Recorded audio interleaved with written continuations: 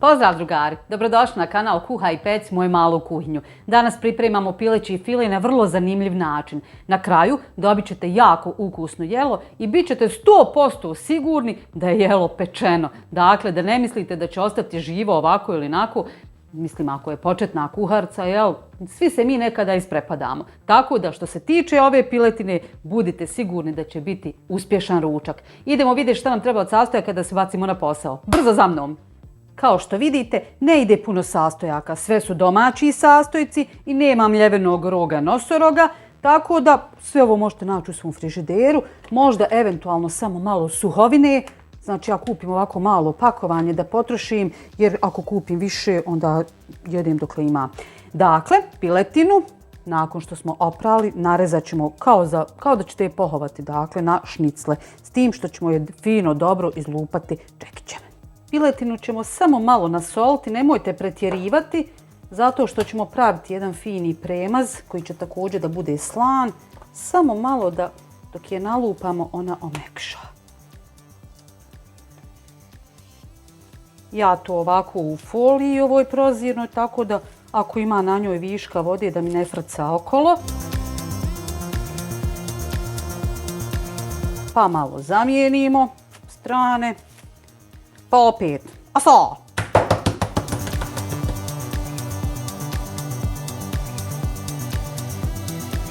I tako dokle imate mesa. Nakon što smo meso dobro izlupali, sada ćemo napraviti premaz. U senf dodajem malo suhog peršuna. Naravno možete i svježi ako imate. Dodat ću mrvicu soli. Dodat ću malo bibera. Kako u mene uvijek ispadne ovako puno bibera, sreća nije ljuto jer sam ja toliko ljuta da ni ne osjetim to štali. I dodat ću malo maslinovog ulja, jednu kašku u vrh glave. Sve ćemo fino dobro izmiješati i ovim premazom mazati naše šnicle. I došli smo do onog jednostavnijeg dijela. Dakle, jedan komad mesa položimo na foliju, znači aluminijska folija. Malo ne stavi meso suho na ovo. Namažemo. Ovaj senf će omekšati piletinu, a sam postupak pripreme će piletinu učiniti jako sočnom. A senf piletini inače daje fantastičan ukus.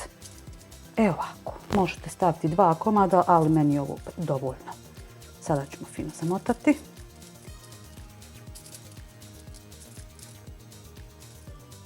Stavimo je na sredinu folije, tu, hajde kažemo, malu pituljicu. Uvrnemo, zatvorimo krajeve i dobijemo jednu finu bombonu koju ćemo da kuhamo u šerpi ključale vode. Ove ćoškove dobro zategnite. I ovako ćete praviti do kraja. Dakle, ja sam evo vode pripremila. Samo trebam da uključim da provri nakon što sve ovo smotam.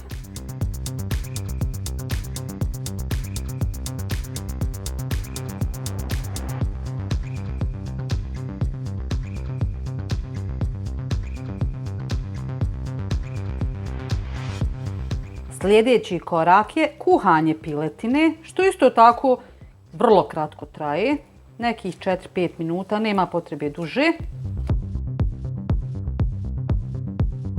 Nakon što se kuhalo otprilike nekih 5 minuta, sada fino povadim, ocijedila sam vodu, naravno iz šerpe, povadim da ih odmotam, a šerpu ćemo oprati, treba će nam u sljedećem koraku.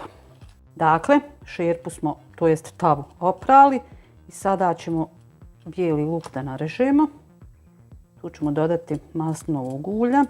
Naravno, vi možete čehno ili glavicu, 5, kako god hoćete. Ulja nam treba dovoljno da ih prepržimo. Ne treba dakle puno, 1, 2, 3 kašike. Budite oprezni jer unutra je vruće, da se ne opržite. Možete i odrezati ovaj dio. Ajde ispadni. Evo vidite koliko je to kompaktno. nigdje ne mrda. Dakle, dobijete ovako rolnice koje sada treba propržiti na ovom ulju sa bijelim lukom. Fantazija! Evo, bijeli luk sam propržila, možda i malo više, dobio je baš boje. Sada redamo piletinu, opet polako. Propržit ćemo još nekih 4-5 minuta na srednjoj temperaturi i to je to. Evo sadmo to. I evo ga, rolnice su gotove. Ostalo nam je samo još fino da ih povadimo. Što se tiče priloga, to ostavljam vama na izbor. Ono što volite, to i priložite, jel? Eto, ako vam se sviđa ideja, lajkajte, prijavite se na moj kanal ukoliko to niste, pa se gledamo opet. Ćao!